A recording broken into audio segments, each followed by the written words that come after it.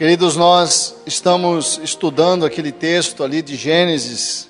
Esse é o mês da família no mundo inteiro, inclusive na Igreja Católica, em todas as igrejas, fala-se que maio é o mês da família.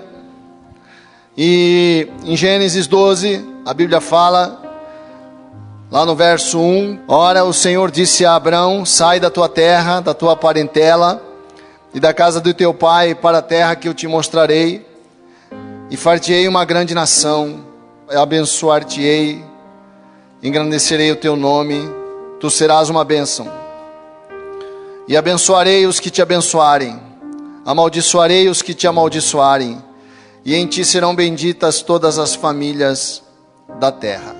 Nós vemos aqui uma palavra de Deus,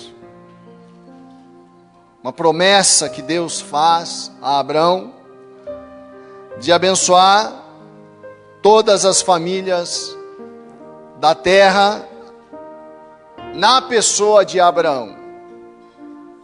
Quer dizer que há uma bênção, né? É isso que a Bíblia está dizendo, que há uma promessa, há uma ação boa de Deus sobre nós, sobre o mundo. É interessante você pensar nisso, quer dizer, há uma força de Deus sobre o mundo,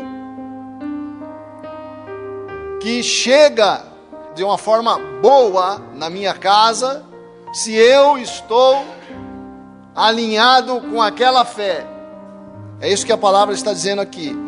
Em ti serão benditas, quer dizer, naquelas pessoas que têm essa fé, que andam nessa fé, que vivem essa fé, essas pessoas têm uma promessa na sua mão, de que a sua família vai ser uma bênção, vai ser um lugar agradável, os relacionamentos vão ser bons, as pessoas vão ter paz, harmonia, essa é a promessa.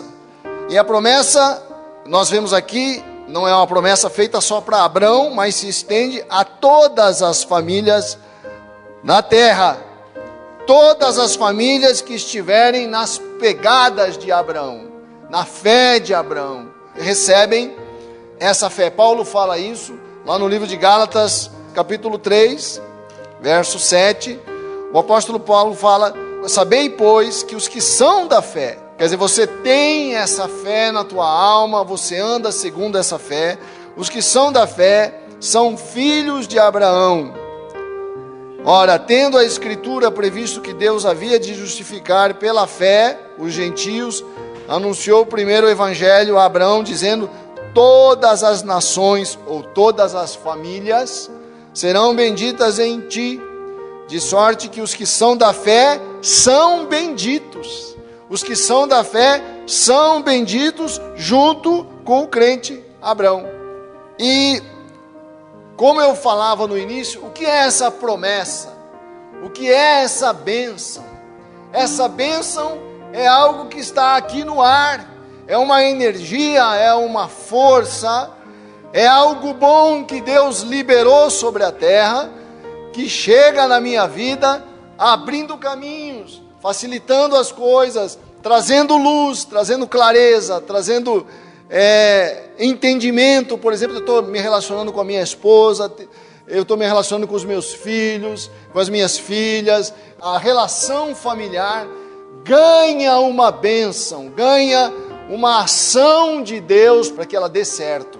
A promessa de Deus, a bênção de Deus, é uma ação de Deus na sua vida, para colocar a tua vida num trilho e você acertar naquilo que você está fazendo, que no caso aqui é você acertar na tua vida familiar, que é tudo que nós queremos. Tudo que nós queremos é ser feliz em casa. A gente pode passar qualquer luta, qualquer dificuldade, a gente sofre muitas vezes na rua, no trabalho, mas quando a gente chega em casa, eu tenho paz. Quando você chega em casa, você tem abrigo. Quando você chega em casa, você tem afeto. Quando você chega em casa, você pode relaxar, que não tem coisa melhor do que uma família abençoada. Amém? E a tua família vai ser abençoada, diz a Bíblia. Abrace essa palavra, sabe? Creia nessa palavra, creia que é verdade, creia que não é algo que está escrito na Bíblia, não é algo para ser realidade na sua vida. Você precisa crer para que a promessa se transforme em algo verdadeiro, em algo que produza efeito, em algo que traga transformação na sua casa. Você precisa crer, não, eu tenho a promessa de Abraão. Na hora em que você está passando uma dificuldade, se lembre, não, mas eu tenho uma promessa de bênção. Na hora em que você está em crise no teu casamento, não, mas eu tenho uma promessa de bênção.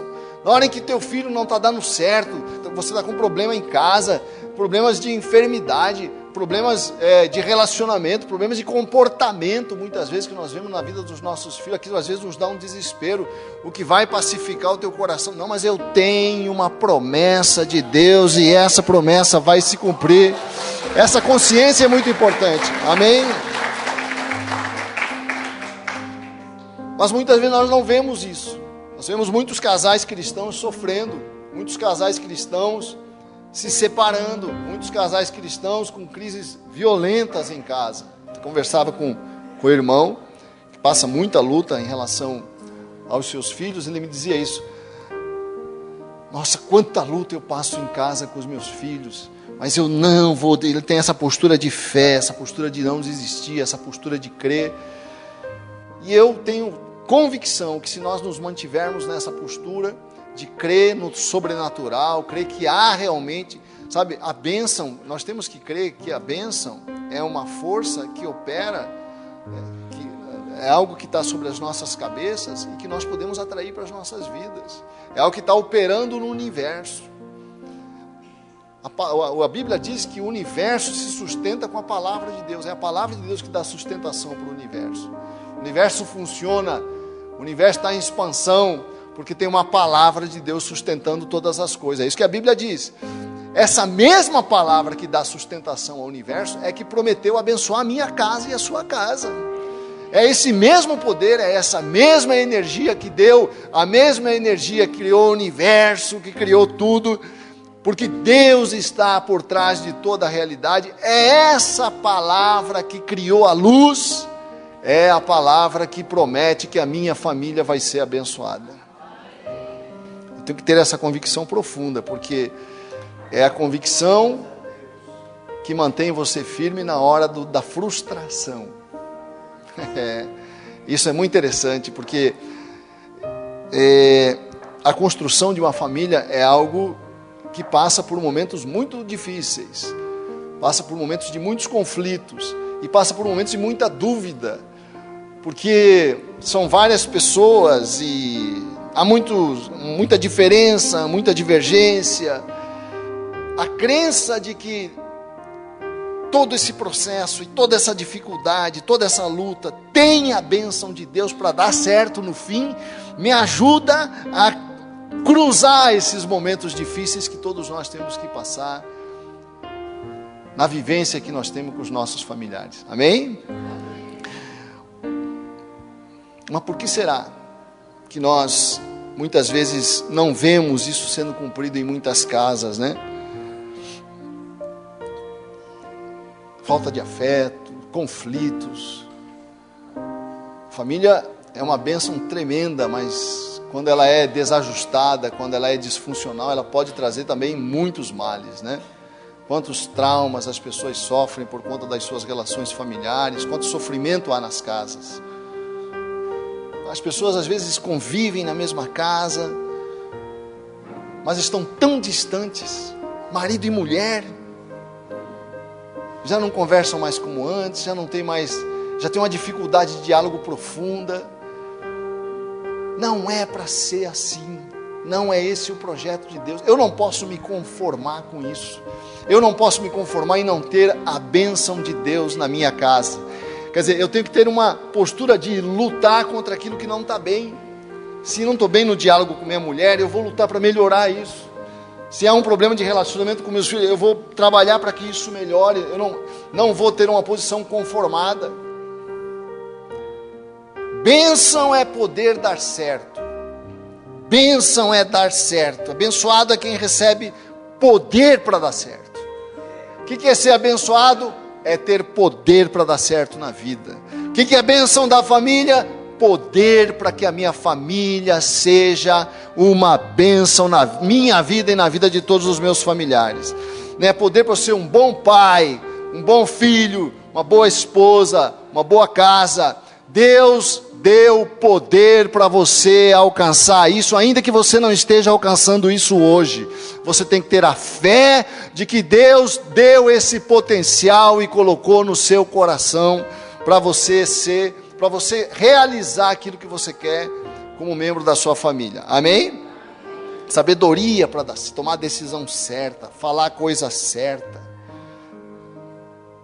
Porque nos nossos relacionamentos familiares, uma das coisas mais importantes é a questão da nossa fala, o que nós falamos. É na fala que a gente fere muito. É nas atitudes, né? São nessas horas ali que nós perdemos muitas vezes a mão. E a bênção de Deus vai trazer sabedoria para você começar a falar de uma forma diferente, se comportar de uma forma diferente, ter uma atitude diferente. Se você mudar, por exemplo, você deixar de falar certas coisas com grosseria, a rispidez, se você começar isso pode trazer uma transformação imensa para a tua casa.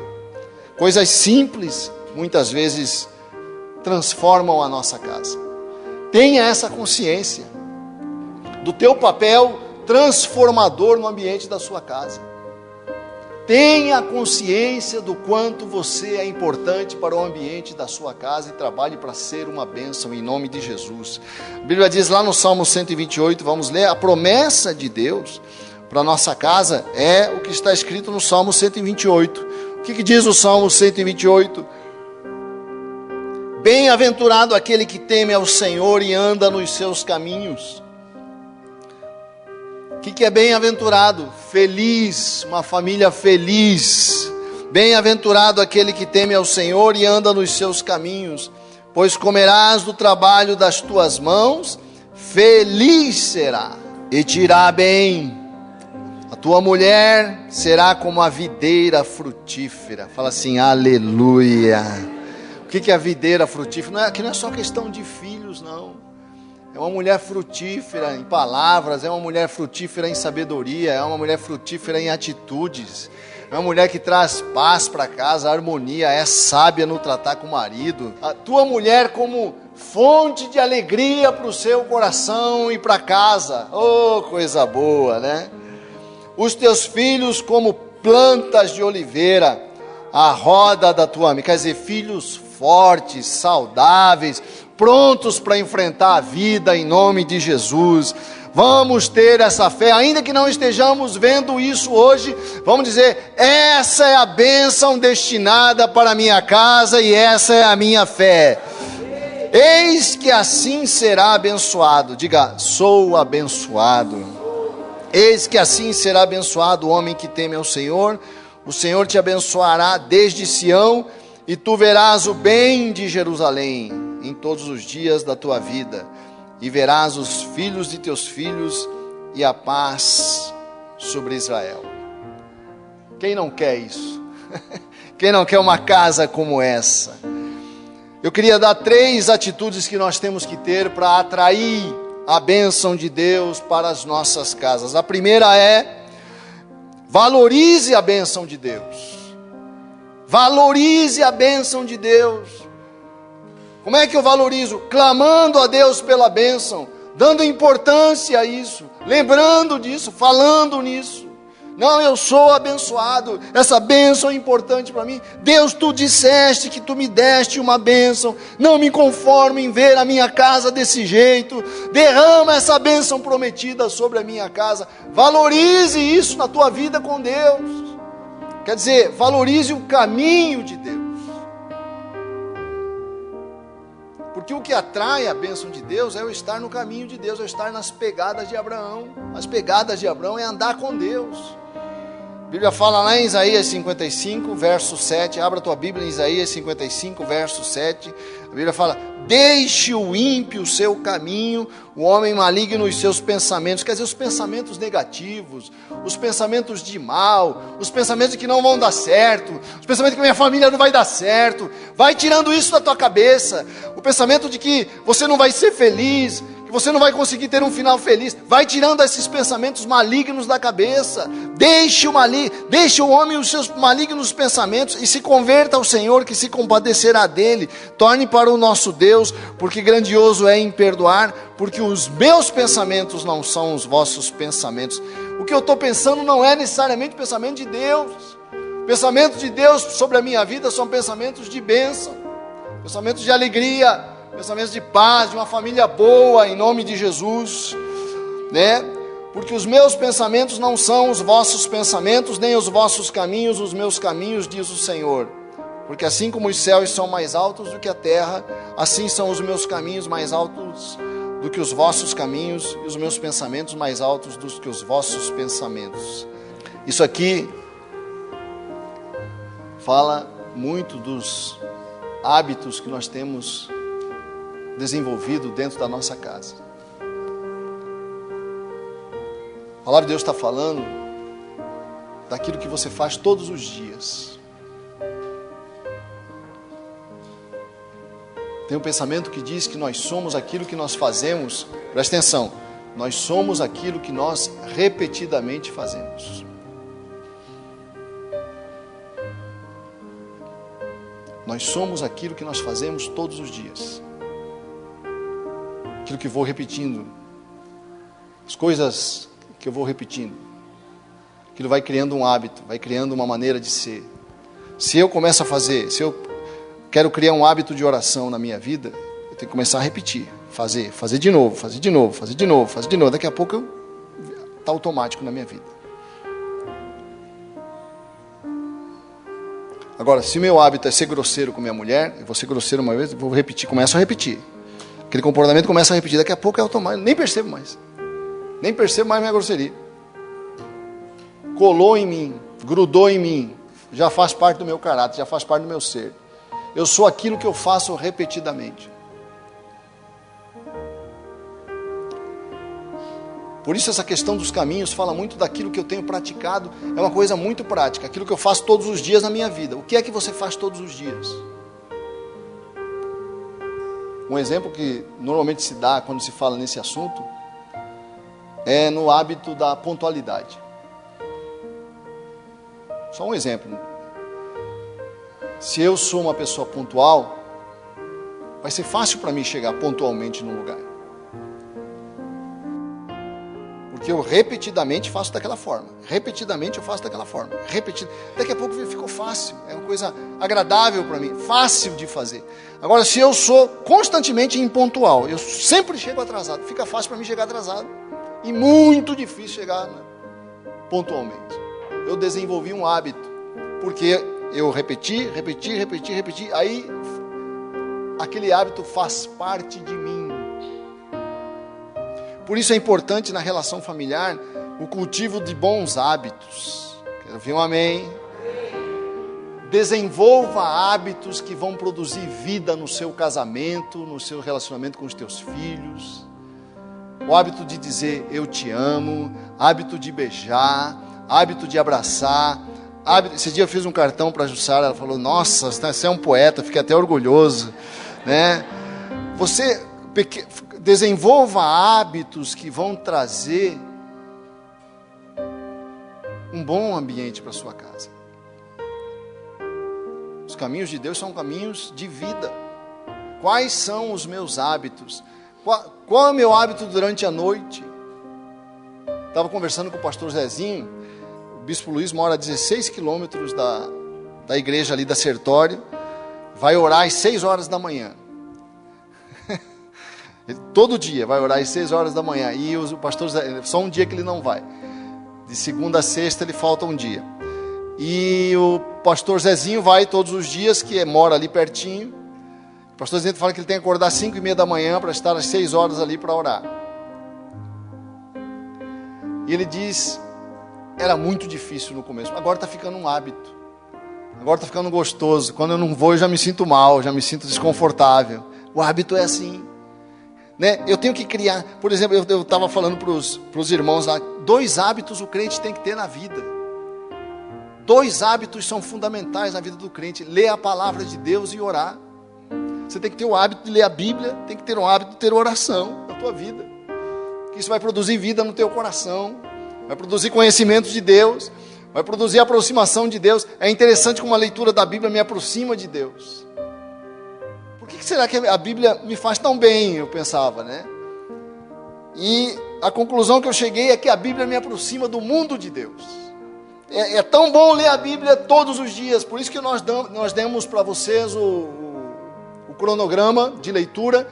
Aquele cronograma de leitura é uma bênção indescritível na minha vida, porque ainda que às vezes eu fique 3 ou 4 dias sem ler, eu volto, sei onde eu parei, e recomeço dali de novo, e como aquela leitura me faz bem, como aquela leitura produz um bem-estar, como aquela leitura aumenta a minha consciência de que as coisas de Deus são reais.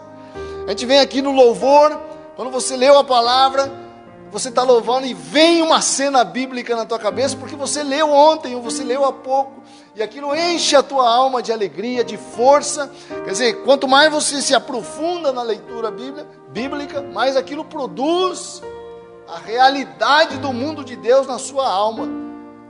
Nós precisamos de hábitos que atraiam bênção. Então, número 2. Então, a primeira coisa a fazer é valorize os caminhos de Deus, porque os caminhos de Deus atraem a bênção para a sua vida.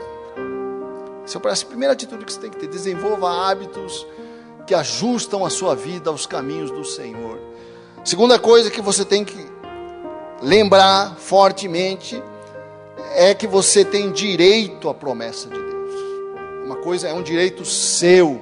A promessa é para você, não é para o teu vizinho, não é para aquela pessoa que é mais espiritual, não é para Abraão, não é para o pastor, é para você na sua realidade. Seja você quem for, que se você crê, a promessa é para você. Quero ouvir um amém, porque se você crê na promessa, você tem direito a ela, diz Deus. Você tem direito de entrar nela, tem direito de vivenciar essa promessa, de bater na porta de Deus e pedir que essa promessa se cumpra, ter essa esperança, porque você sabe que é direito seu ser uma pessoa abençoada. Nós temos direito às coisas de Deus na nossa vida, amém?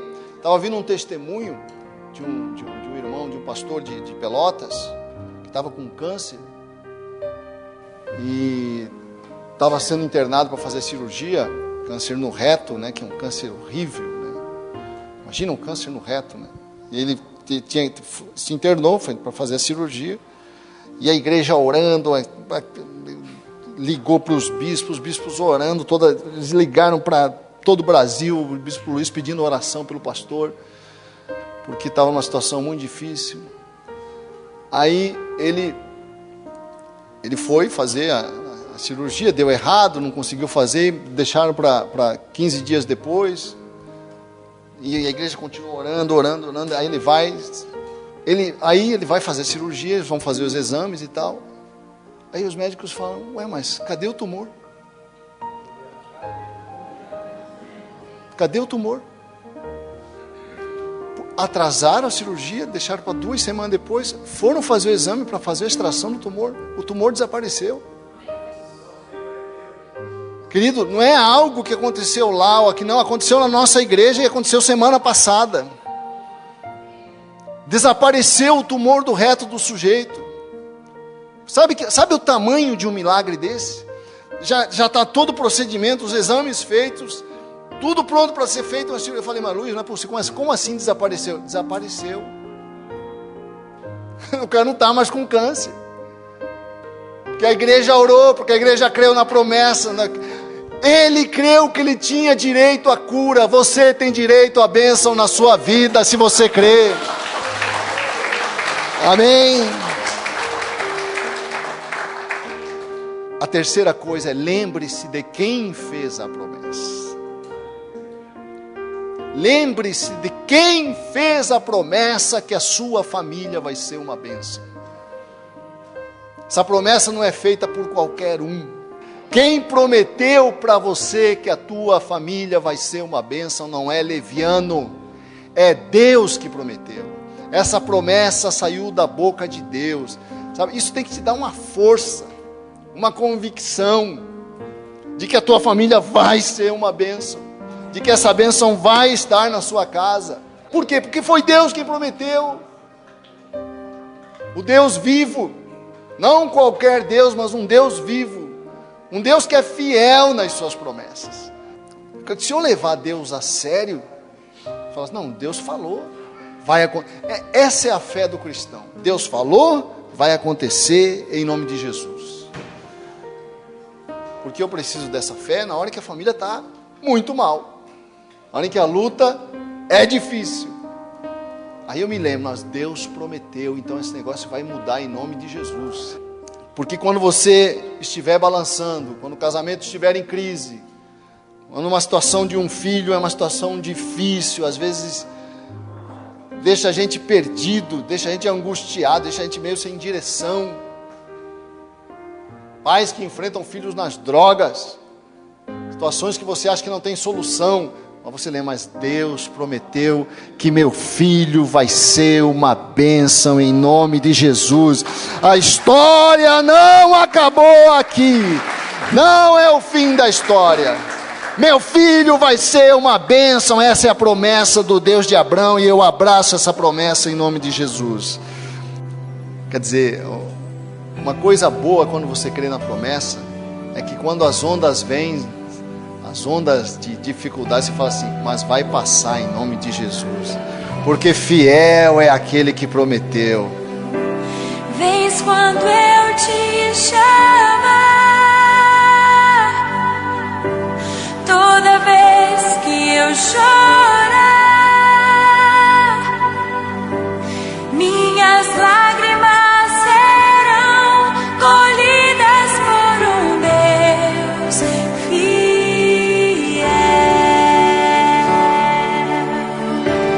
Então eu vou te chamar, em teus braços me lançar, mesmo sem enxergar, confio em um Deus fiel. Deus fiel, minha vida está em ti, meus dias em tuas mãos. Posso crer, meu Deus é o fogo